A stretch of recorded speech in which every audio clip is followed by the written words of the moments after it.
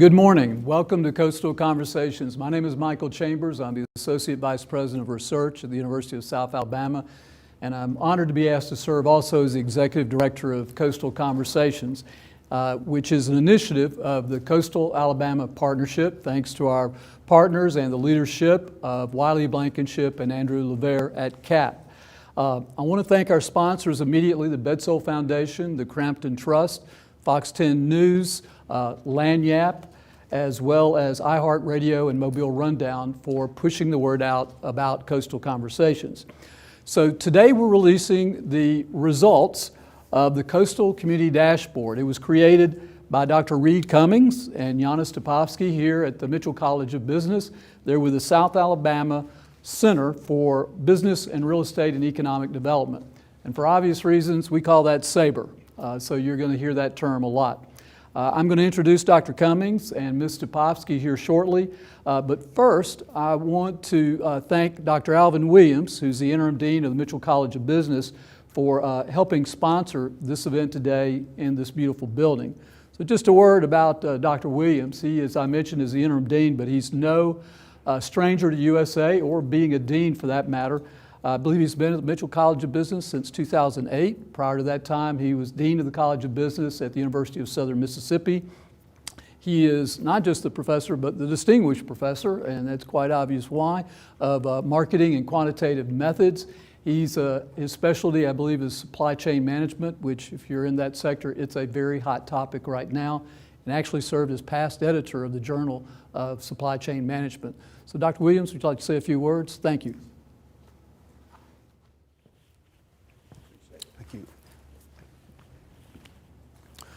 Good morning.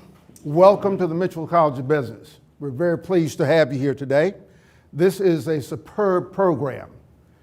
This might be labeled a watershed moment for our college. The quality of the information that all of us will realize from this dashboard will make a very big difference in the quality of life in the coastal area. And that's what we're all about. It's also a fantastic partnership between the Mitchell College of Business and the broader Mobile community, and that we like. Fundamentally, this dashboard will contribute to our mission, teaching, research, and service. We are in the process of developing a doctoral program in business analytics, and this dashboard will support that. As we improve our outreach initiatives, this dashboard will support that as well. So this is really a big, big deal. And we're very pleased to have you building today. And we hope that this will lead to even bigger partnerships in the future. We welcome you back to the Mitchell College. We have opportunities for you to speak to classes, to do different things, to support our research. So don't let this be your last time in this building. Again, welcome. We're very pleased to have you, and we look forward to future contributions. Thank you. Appreciate it.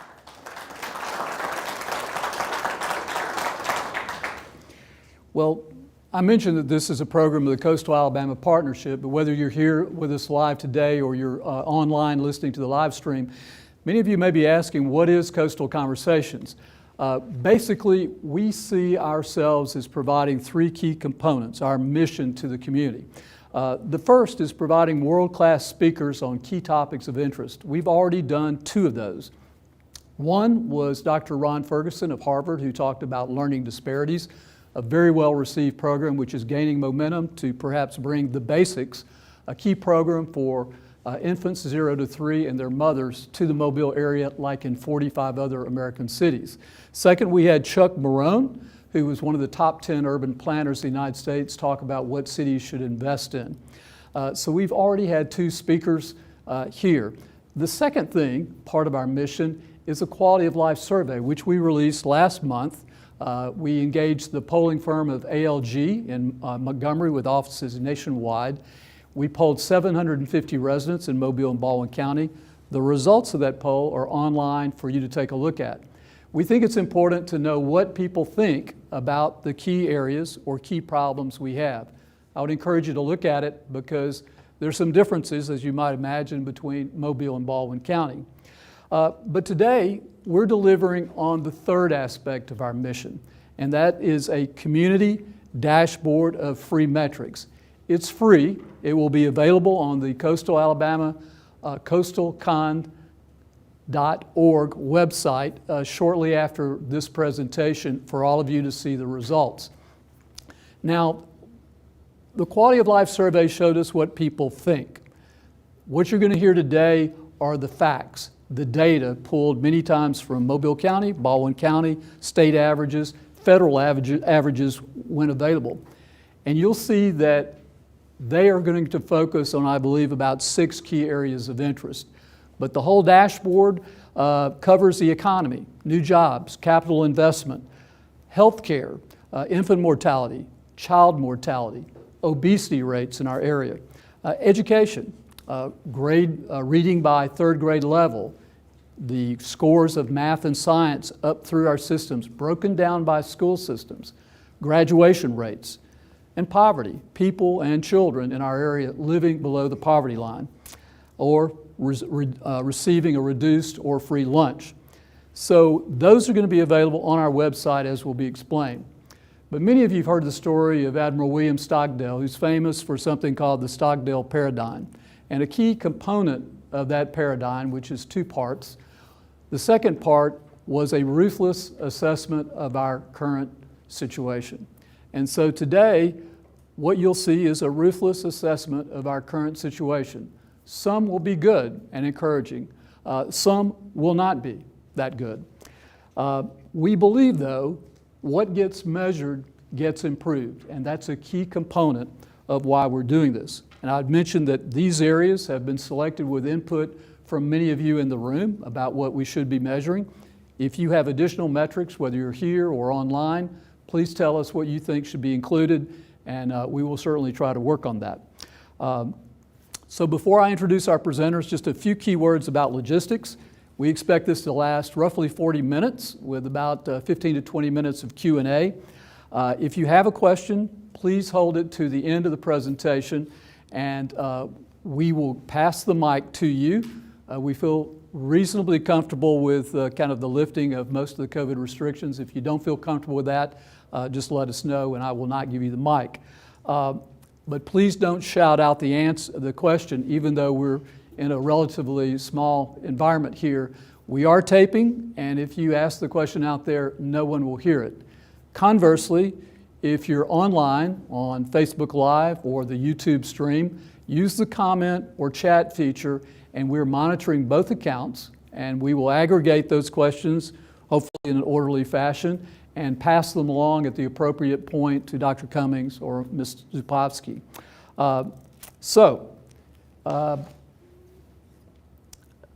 A few final key points. They are here to present the data, the facts. They gathered and aggregated from respected sources. They are not here necessarily to defend those facts or the results or why they exist, simply to explain the sources and how they came about with this source material. So really what I'm telling you is these folks are the messengers, and you know what we always say about the messengers. Don't shoot the messengers, because we need them in the future to update these metrics on a regular basis, right? So essentially what this gives us today is a benchmark in a lot of these areas. And so by establishing a benchmark, we see whether we make progress or we don't make progress. And that's how we start the conversation in these areas. So let me tell you a little bit about Dr. Cummings. He's the Interim Assistant Dean for Finance here in the Mitchell College of Business. He's a professor of finance and real estate. Many of you probably know him already from his work in that area. And of course, he's Executive Director of SABRE. He was the Mitchell College of Business Professor of the Year a couple of years back. And he has over 30 years of providing impact analysis, market studies in real estate, construction, and many other areas. Ms. Zupovsky is actually an instructor in management here, and you may know that she's a PhD student in the brand new program, Business Analytics, which is here in the Mitchell College of Business. Many of you may also know, I always want to say Yana instead of Ms. Zupovsky, from her work at the Mobile Area Chamber of Commerce and Mobile Airport Authority. If you look back on her work there, She was working on projects in aerospace, that rings a bell, steel, if that rings a bell to any of you, paper and chemical. And so she obviously did a very good job in that role. And on a personal note, with Ms. Topovsky, I would tell you an interesting thing about her is not only does she speak English, she speaks Czech and Croatian and German and Slovak and Swedish. So whenever we travel, we always want her around. So, ladies and gentlemen who are listening, Dr. Reed Cummings and Ms. Jana Topovsky. Thank you.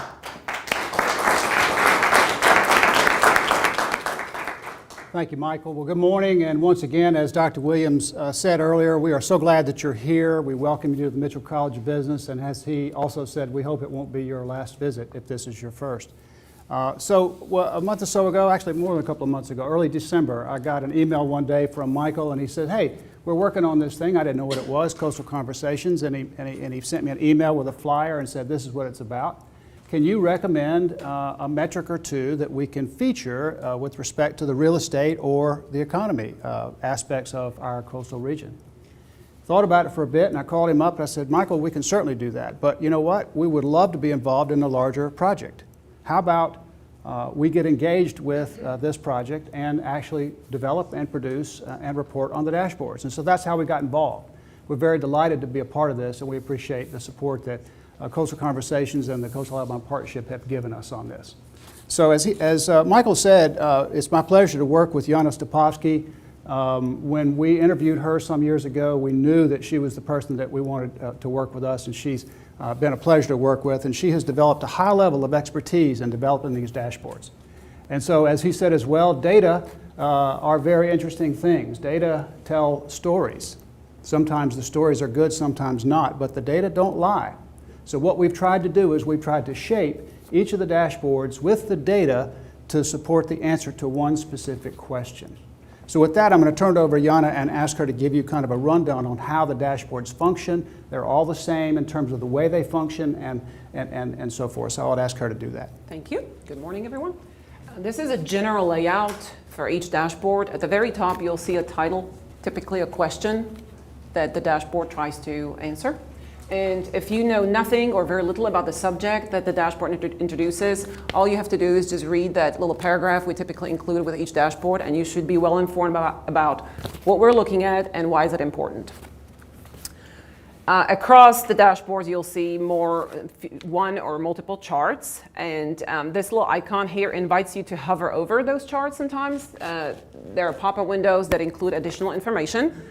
And then some dashboards even have additional filters depending on how much data we were able to find. You're able to drill in. So for instance, with this one, and Dr. Cummings will cover this shortly, but you can drill into different industries looking at what the wages are across both counties. At the bottom, we typically list the source that links directly to the website where we pulled the data from. About data is when you hover over it, there is additional information on methodology or calculations if you're interested in reading about that. And then, well, button here allows you to download the view that you select. I think that's all as far as dashboard introduction. Right. Terrific. Let's go to the first one. And we chose a few to highlight certain. We don't have time to go through all of them. As Michael said, these are now live on your dashboard on your website, so you'll be able to see these yourselves. And we will, as data are refreshed and supplied, we will have those continually updated for you. So they will be live, and they're very dynamic in the way they work. So let's look at wages first. So what you'll see here is, and these trend lines over time, that Mobile County wages are just about the same as Alabama, but a little bit less than the U.S., which you would expect because the U.S., given a larger population, including a lot more higher income areas, more dense urban areas, you would expect that trend. You also will see that wage trends in both counties are up over time. Again, you would expect that from increases in minimum wages and salary increases over time. But as Jana mentioned, we have the ability to drill into certain sectors of the economy. So I want to take a look at education. And those little two numbers to the left, these are two-digit North American Industry Classification codes. You can look these up. It's very exciting stuff. NAICS codes and so forth is what they're called. But looking at education, this is important because we're going to feature an education dashboard later, and some of the news there isn't as good as we would like to expect.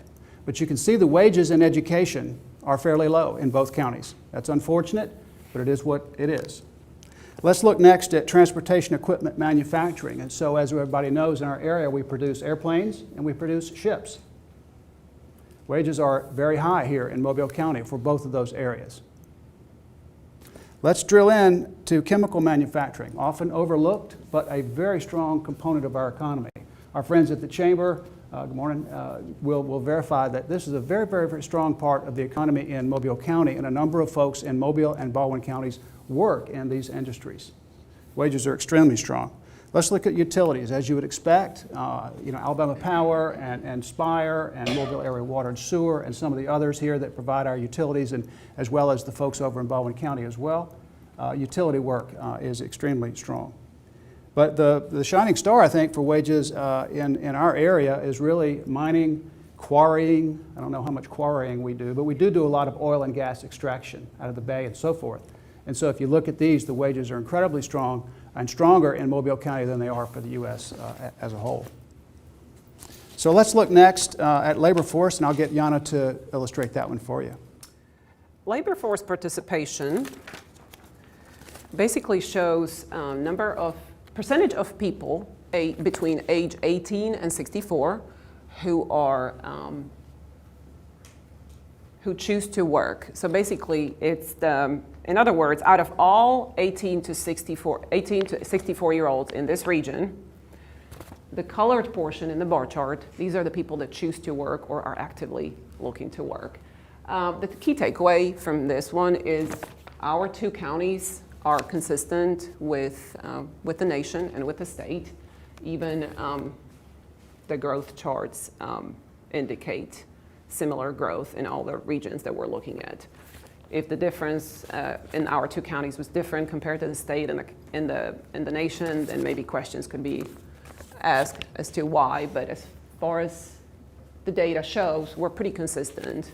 Roughly 60% of people aged 18 to 64 in both counties choose to work. Let's shift and go over to health and welfare items. And let's look at child mortality. So child mortality is defined as the number of deaths of children ages 1 through 18 per 100,000 people of population. And so what the dashboard shows you, happily for us, is that the trends in both counties over the last 10 years are down. The trend in Baldwin County is lower, so they're having fewer child mortality deaths than in Mobile County. But as Jana mentioned earlier, these dashboards sometimes have secondary components, and in this case, this one does. So I'd ask her now to choose the one that we've broken this down by race. And sometimes we don't have all the data, but the data we do have for white and black people is for the last 3 years.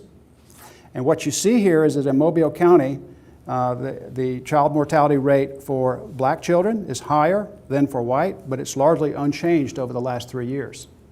The story is a little different in Baldwin County. In Baldwin County, the rates for blacks are trending down. In fact, there's a 30% decrease in child mortality over the last 3 years, and that's certainly good news regardless of race. But it's trending up for whites, 10% over the same time frame. I don't have an answer or an explanation. I have some theories as to why that may be, and we can talk about that at some other time. But this is something that we point out because the data are there. And again, remember, these dashboards will be updated as new data come out, so it's important that you pay attention to these particular trends over time. And I would just add that other races, data for other races were not available, and really the data was only available for the past 3 years. So we worked with what we've had. But if there is more data available, we'll certainly add it in later for comparison. So let's turn now to crime. And we got this information from the Alabama Law Enforcement Association. Each law enforcement agency, sheriff's offices and police departments and so forth for each of the towns, cities, and municipalities and counties report their information to the ALEA, and we drew our data from them. Crime data is expressed on per 100,000 people of population. And what you see is that Baldwin County's rates are generally lower than in the U.S. and in Alabama. Mobile counties are higher. And I would say that this is not unexpected, Mobile County versus Baldwin County, for this primary reason, that it's a more urban area. It's more population density, so you'd expect that. I would say that the trends for both counties are similar. So we have this divided into two different types of crimes: crimes against people and crimes against property. So with respect to crimes against people, we see that robberies have declined over time, yet murders, rapes, and assaults have increased. And crimes against property, that second tab, again another feature of the dashboard, you can toggle between them, is that we see larceny, which is theft, and burglaries have declined, yet auto theft has increased. This is interesting to me because just yesterday I saw a national poll was released, a national news organization polled Americans, and the results were that over the last year, people's perceptions are that 74% of Americans feel that crime rates have increased over the last year nationally, and 54% think they have increased in their local area.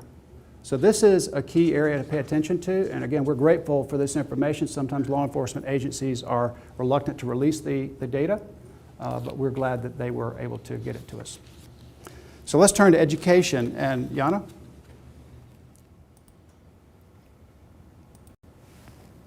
Okay. This one is a little more extensive. The very first tab here is looking at basic overview of proficiency levels across different grades and different systems. There are a total of 5 school systems in the 2 counties, public school systems, 1 in Baldwin County and 4 in Mobile County. There's a great detail of information, so we try to picture it as best as possible, but typically students are assessed at math and reading, English in high school. So we've got 2 colors we're working here, math and reading or English. We've got 5 school systems compared to the state of Alabama, and we've got elementary school grades and then middle school. I'll switch to it later. But this chart, these lines basically show the trend from between 2 points in time.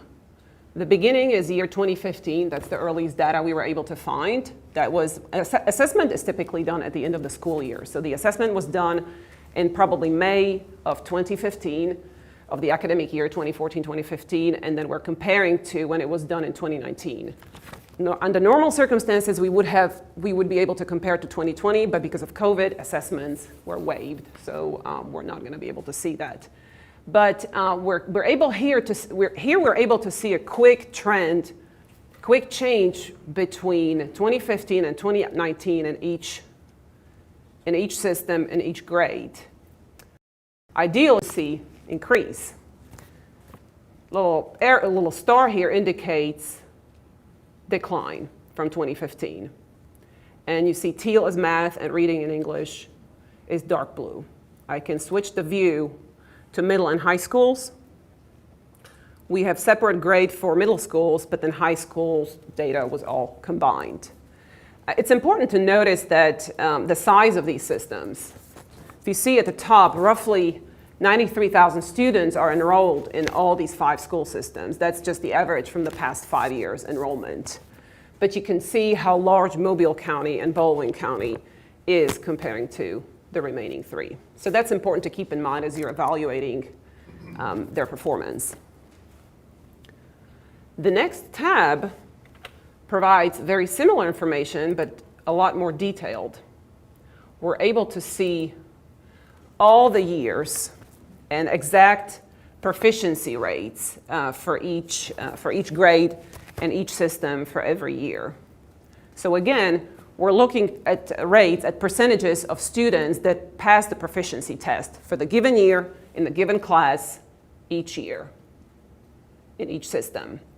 Orange is bad, teal in math, or dark blue in reading and English is good. Ideally, we want to see going from dark orange to more of a teal in math and dark blue as the years progress. The next dashboard looks at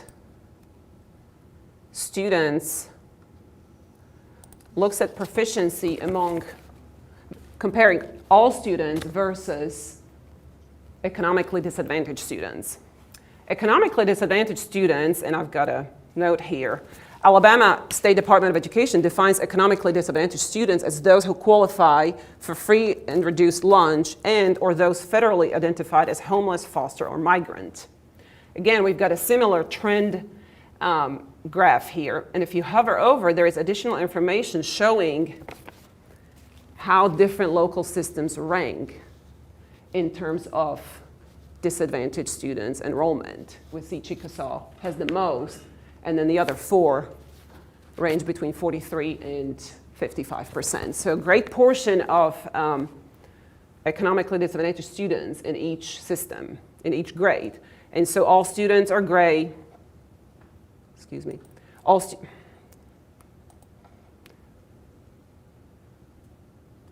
students are gray, and blue is economically disadvantaged. Naturally, they're not performing as well. And then you can swap here. The filters offer a chance to look at math and reading separately, and then you can look at middle schools as well. Naturally, we want to see not a decline, but we would like all of them to increase, and preferably economically disadvantaged students to catch up with all students. The very last one drills down a lot. And here is, let me take a moment here to explain a little more. This is rather complex, and we're currently looking at subject reading and English for elementary schools for all students, okay? Each horizontal bar represents a distribution of students in the given system, in the given year, this is 2019, fourth grade, and it breaks it down into 4 levels.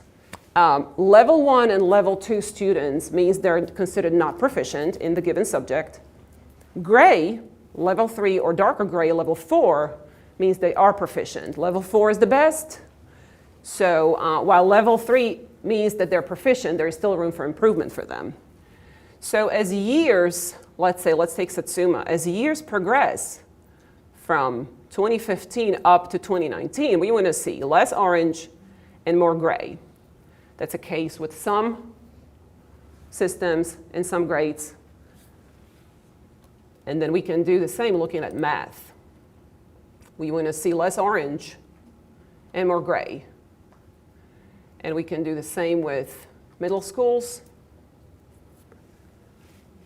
And then we can drill in further and look at economically disadvantaged students. We're going to see a lot more orange there. A couple things I'll point out about our data here. It's only public school system data. That's because the Alabama Department of Education requires public school systems to report that data. We don't have any data from private or parochial school systems. We wish we did. We looked for ways to get a hold of that information. We were not successful. Second thing is, why the term reading and English? Because in the lower grades, reading is about reading. And as students progress, then they start to figure out what a participle is and what a semicolon is and so forth, and that's the English part. I think that something else that I would point out here is with respect to this particular dashboard and these levels, it would be interesting if anybody has any contacts with private school systems, and if they could make this data available, you may see some disparities there. That's my hunch. We had a lot of, Jan and I had a lot of back and forth about how to capture this data, about how to present it. And the last caveat I would offer you is that, of course, we have 5 systems here, Mobile County and Baldwin County, and 3 city school systems. We do not yet have data for the Gulf Shores Orange Beach system. As soon as that information is reported, we'll capture it and we'll create a dashboard bullet for that as well. So the next one we want to show you, and it's related to this, are the number of students who take advantage of free and reduced lunch. This was a striking dashboard to me personally. I've never lacked for a meal. Thank God for that. But a number of students do. And what you see here in Chickasaw, 57% of students are relying on at least one meal, in most cases two, at school. In Mobile County, 52%, and Baldwin County, 48%. So this got us to wondering, as we prepared this information, when those school systems shut down for COVID, if they're relying on the school systems to provide them for breakfast and lunch, what were they eating otherwise? Well, happily, I can report that some school systems did make arrangements. Davidson High School prepared meals, had, for example, and I know that, I'm not just singling Davidson out, that someone was telling me about this the other day. And so a number of school systems within Mobile County, and so Casey, maybe you can help me know, in Baldwin County did so as well. But it's important to understand that a number of our students, 93,000 students in public schools in our two counties depend, half of them depend on those school systems to eat. It's shocking and it's eye-opening. And not fun to think about sometimes, but it's, as Michael said earlier, the information is what the information is, and we are happy to report it.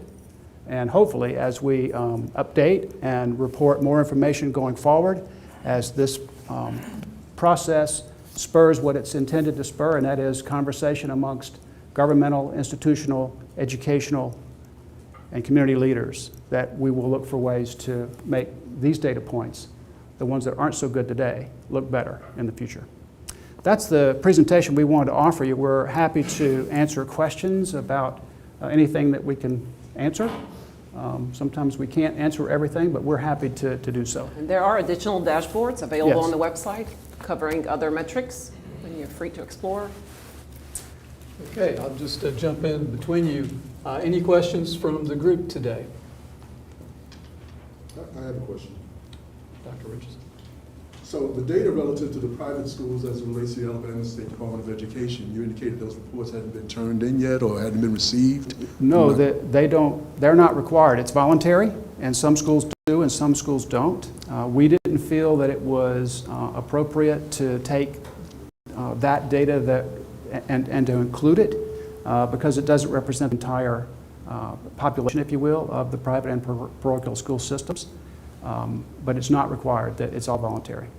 It's fascinating that the State Department doesn't make it mandatory, but that's another conversation for another day, as you Yes, said. sir. Yes, The other sir. question I have is relative to the child mortality rates. You indicated, I think, 109% child mortality rate for the black community? Yes, sir.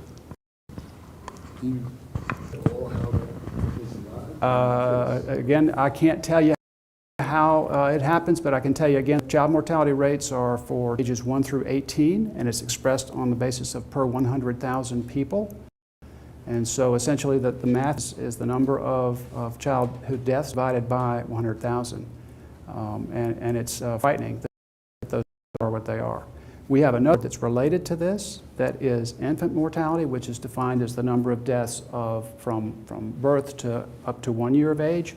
And the data are much more appealing, if you will, to look at. But as these children move farther into their lives, their mortality rates do increase. And I can't tell you if it's because of crime or if it's because of disease or if it's because of malnutrition. We don't know the answers to those questions. I think those are questions that need to be explored. And hopefully some answers will be forthcoming. So here's the infant mortality rate. Yes. Well, there's also less Yeah. people between Exactly. age Right. 0 to 1. Right. So You they're would expect naturally smaller. lower. Yeah, expect lower.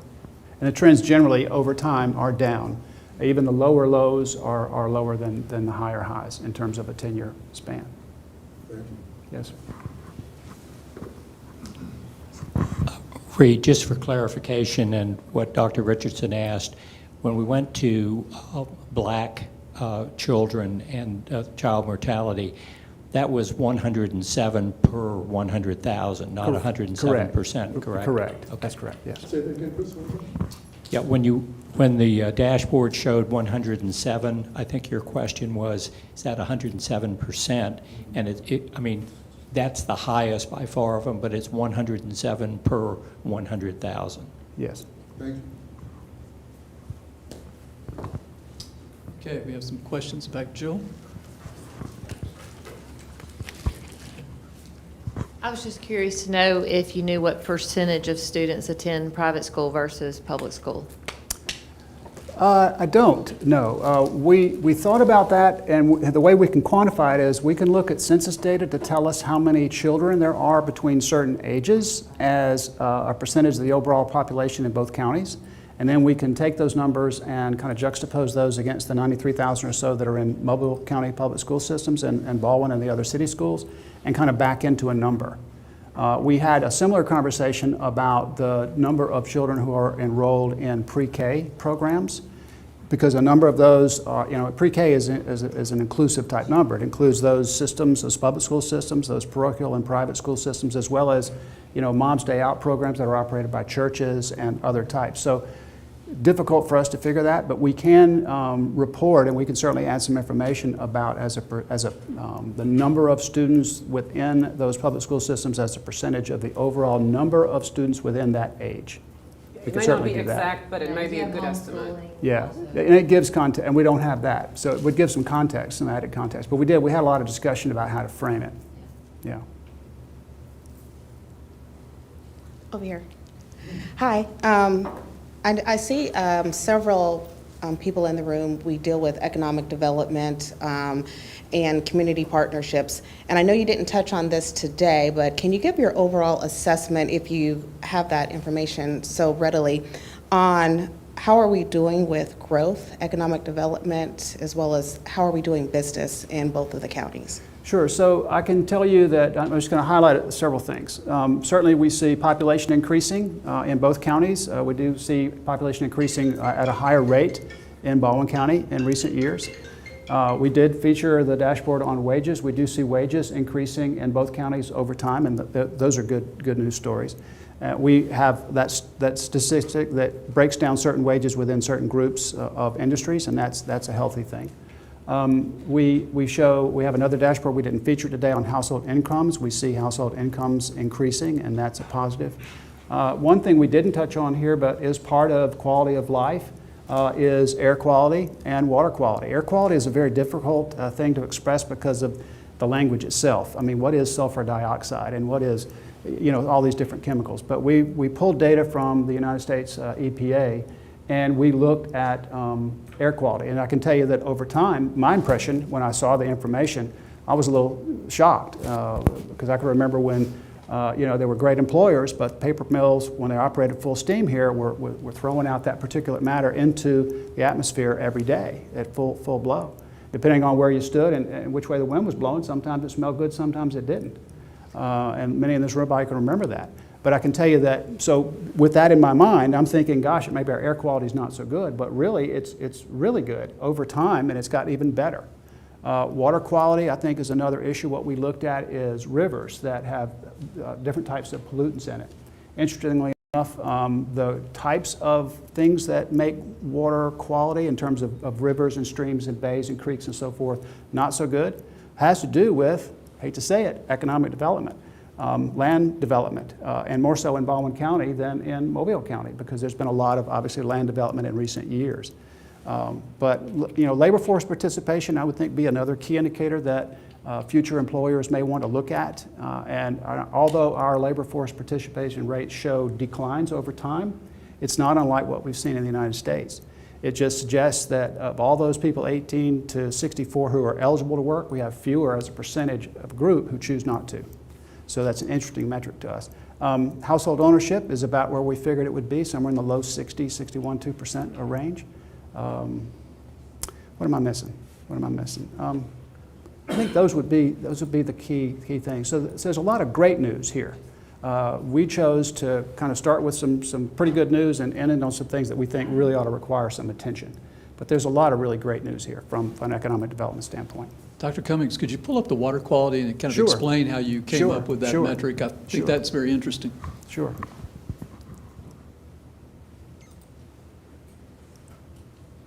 So what you see here again in the lighter color blue, that's Mobile County, and the purplish color here on your screen, that is Baldwin County. And each of these lines in the bar charts are individual bodies of water. And so what you see here is the number of years that they have been reported as having some problems. And so, for example, in Mobile County, Cold Creek, for 24 years, it's been an issue. Fish River over in Bowen County, for 22 years, it's been an issue, and all the way down. And so some of this information is shocking, some of it not so much. They're really, it ranges from 24 years to 4 years, those bodies of water that have been reported as troubled in Mobile County, and I think the number is 25 to 26 in Bowen County. And look at the causes. This is what I was talking about just earlier as it refreshes. So this gives you the kinds of things.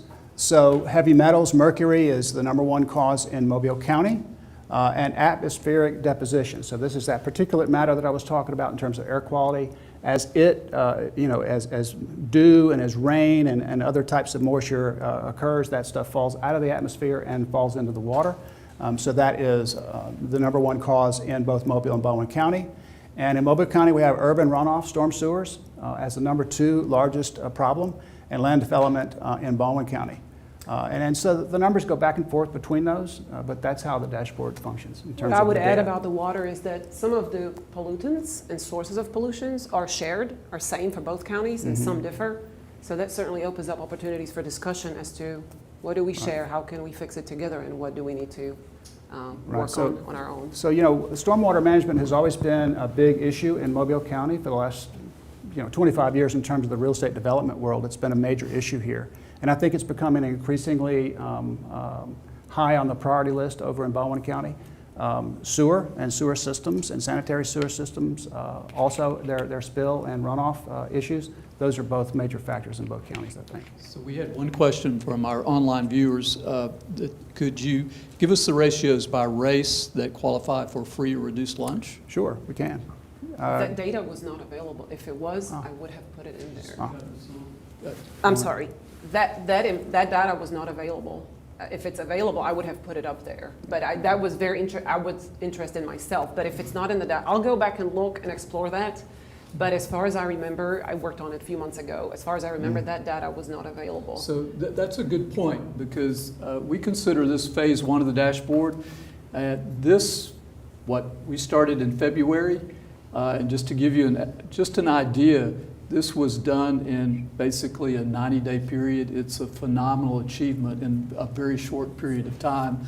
I think we ordered, maybe a used bicycle to start with, and they gave us a We priced it like a used bicycle too, yeah. Series 300 Mercedes or something like that. So they are obviously very passionate about this project, and that's why its results. But if there are data points like this that are of interest to you in the room or online, and we can find the data, please let us know and we will look. Unfortunately, sometimes the data isn't broken down, and we're not generating data.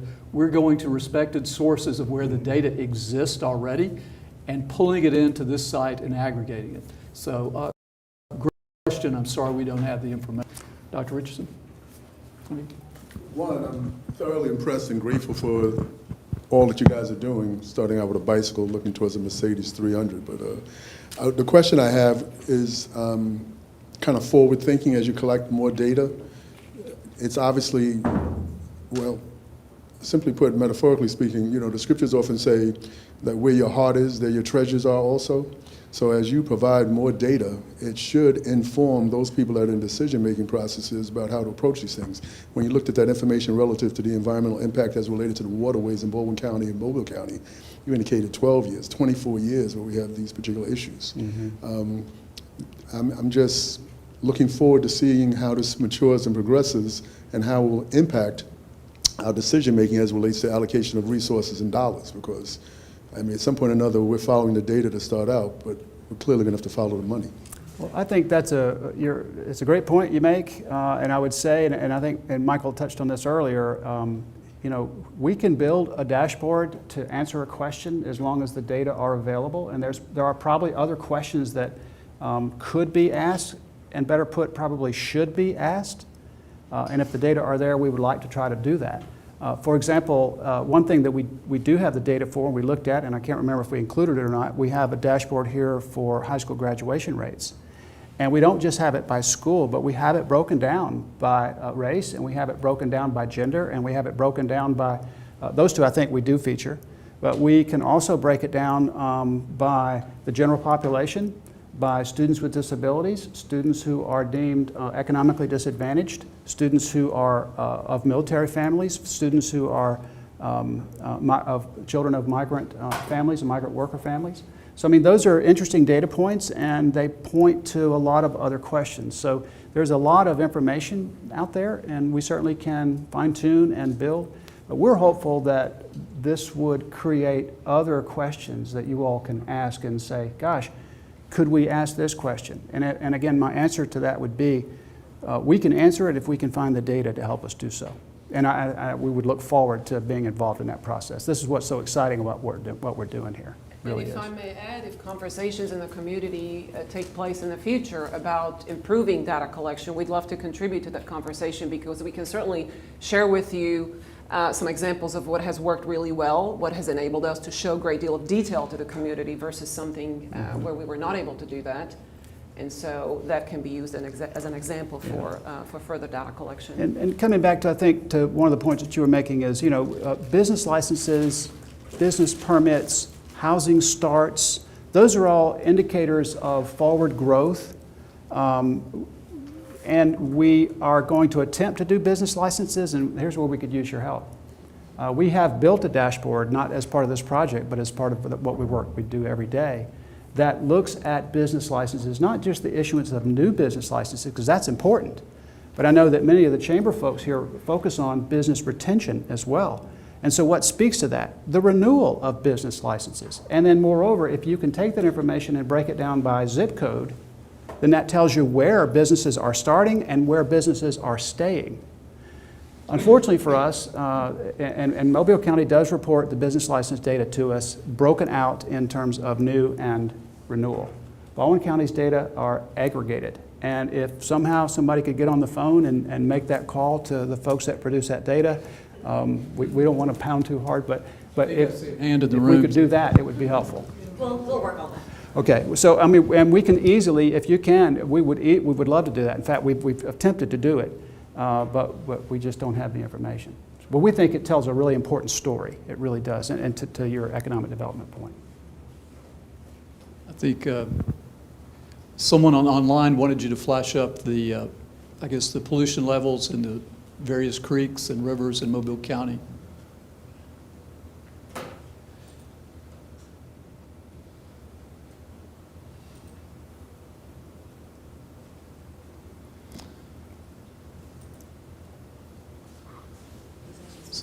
So the upper bars. You want to know specifically 3 Mile Creek. Oh, I see. Sorry. Little drill down. And so what that information tells you then is it tells you the number of years that the Alabama Department of ADEM, Alabama Department of Environmental Management, has labeled that a troubled water in terms of it being a problem with some type of the runoffs that the pollutants that you've seen on that second dashboard. Did they ask So, for 3 Mile Creek? 3 Mile Creek. 12 years on the list. Now, what causes that, I don't know entirely. My guess is it's probably stormwater runoff, largely to that.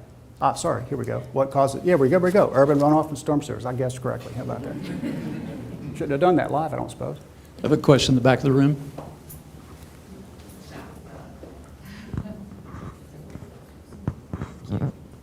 Hi, thank you. Great work. It's great to look at and see how far you've come so quickly. Building off of Dr. Richardson's question, have you thought about developing a dashboard that looks at the question of resource allocation, specifically with regard to education? In other words, what's the local and state funding per system, so that we can compare both outcomes and progress of the students, but also what kind of local resources are we putting into those young people? Shannon, that's an interesting question. We haven't thought about it, but it's certainly, I think that information is available, and it's certainly something that we could add to probably an existing dashboard, but probably would be better suited to on a standalone dashboard. And if further that information is broken down into not, you know, a lot of times you see information. In Mobile County, you spend $9,000 per public school student, and in Baldwin County, you spend whatever the number is. But if you could figure out what they're spending it on, that really goes more to your point, right? So is it to salaries? Is it to plant and equipment? Is it to programmatic things? Is it to free and reduced lunch? I don't know. So we'll look for that. That's an interesting question. I appreciate you asking that. Hi, good morning. I'm stuck on the child mortality rate. I can't stop thinking about that. It would make sense that over a lifespan, obviously people would die as you get older, but to 18, if it gets worse, between 0 and 18, that's staggering to me. So my question is there a group here or someone that you could suggest that would be able to do the research to talk about correlation or causation based on some of the things that you were thinking about, or? Good question. Groups that I would think,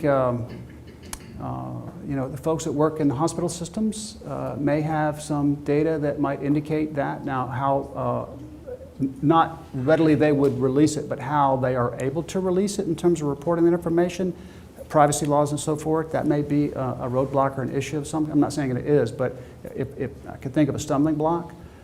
We could go further and ask the Alabama Law Enforcement Association if they have any information about childhood mortality as it relates to accidents, vehicle accidents or crime, because that might really help drill in and say, why is this?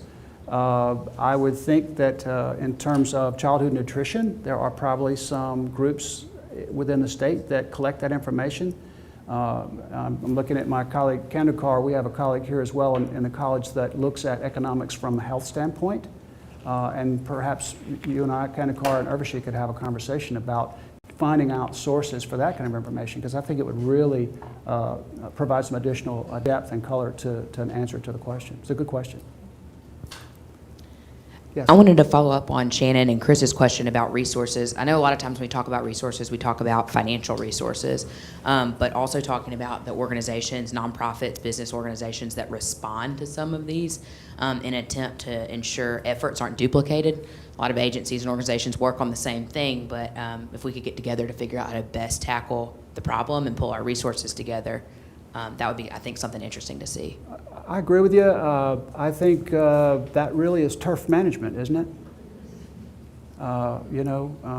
Politics and economic development and community leaders, often there are clashes about, well, who's going to lead the charge? And my sense would be, what difference does it make as long as the charge is going in the same direction? So I would encourage that, and we'd be happy to support whatever in whatever way we can. But I would think that that would be helpful. So I can add a comment about that. We didn't do this dashboard to basically present it and then identify the problems and then get input from you for us to solve all the problems, right? Thank you, Michael. And I mean that in a sincere way. Really, it literally is to start the conversation. Because many times you're in public debates or issues and people are saying, things are bad. Well, let's look at the data. They're not. Or people say, things are okay. Well, you look at the data, they're really not okay. And it's that ability to look at the data and have a definitive answer that can make a real difference in the conversation. So we look at this as a tool. We've built the hammer. I say we. Dr. Cummings and Yana Stepovsky have built the hammer thanks to the Coastal Alabama Partnership and our partners. But it's a tool to be used. And so to the last question, I mean, in the last 48 hours, based on what they have done in this collaboration, I got an email from a colleague showing me a grant request that seems to kind of fit in the space. So whether it's South or whether it's a community organization that can do things like that, that's the purpose, to give us the data. And if you're from the South system or a university, you know the importance. We're very focused on trying to help underserved populations, and we want to do projects in that area. So this type of source, this type of tool where you can go to one place, free, break it down by county, hopefully show the state average, the national average, break it down by race, gender, et cetera. It's an exceptional tool, and they've just done a fabulous job. So I think this is an appropriate time to give them a round of applause. So thank you very much. Any final comments? Well, I think Yana and I owe you all a round of applause as well, because this is important, not just for what we did. We're just a piece of the action here. This is important for everybody in this room and all the constituents that you represent. And we're just delighted that the University of South Alabama had the opportunity to be engaged in this, because one of our goals as a university is to be engaged within the community, and we try to do that in everything that we do through our center. So it's not about us. It's not even about the dashboards. It's about what you all can do with these dashboards. So with that, I would say thank you very much. And congratulations to you all. Thank you. Thank you so much. You bet. Appreciate it. You bet. All right, I have a few closing comments. I'm going to put this mic down. So you all should receive a survey shortly, whether you're here in the room with us or online. So please fill that out. Tell us how we can improve. If you have ideas on future speakers, or you would like to become a sponsor of events, Coastal Conversations in general, or the dashboard of the survey, please let us know. We're talking to a number of people in the community and really appreciate the momentum and support and enthusiasm that you've shown.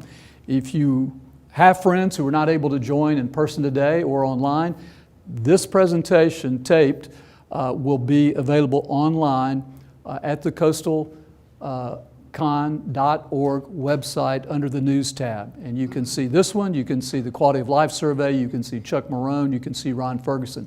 And as you see the people, the great team in the back of the room, they are professional production quality. So it's a great, great video being done that's a resource for the community.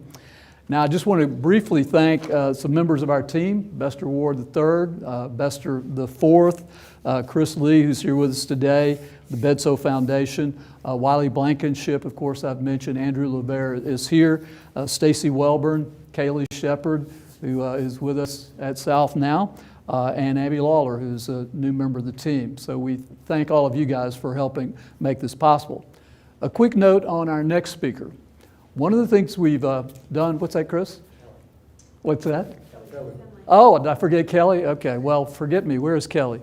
I'm sorry, Kelly. You know, I can read and then I can't read, so forgive me for missing that. But thanks so much for your help on this project. Our next speaker will be Costas Christ. And so we've done all of these virtual with the exception of today. This is kind of our first foray out into the environment. The next one will be on June 22nd at 6:30 p.m. live, and the venue will be announced shortly. And the speaker is Costas Christ. He is kind of the father of ecotourism. So you'll see we are having different speakers on different topics. Ron Ferguson on learning disparities, Chuck Marone, urban planning, quality of life. This one is on ecotourism. Let me tell you a little bit about him. He's a former Harvard wildlife researcher, former travel writer for the National Geographic. He's credited with the first definition of ecotourism, which is responsible travel to natural areas that protects nature and sustains the well-being of local people, something that is all near and dear to our heart. He's appeared on the Travel Channel, BBC, Good Morning America, National Geographic, and Fox News, and National Public Radio, and several public documentaries. What I find significant, he was honored with Dr. Jane Goodall, who I assume you all recognize, for his efforts to protect the environment. He's been recognized on a regular basis as a tourism visionary. So please register for that event. There should be a link sent to you and available on our website shortly. We really encourage you. If you can't attend in person, it will be offered again on Facebook Live and our YouTube channel. Again, if you have ideas about future speakers or things we should do differently or sponsorship ideas, please get in touch with us. I want to thank Kelly Hope again and all the members of the team, and I really appreciate some members of the Coastal Alabama Partnership and the folks who support CAP for being here today. So with that, have a great day, and thank you so much for being here.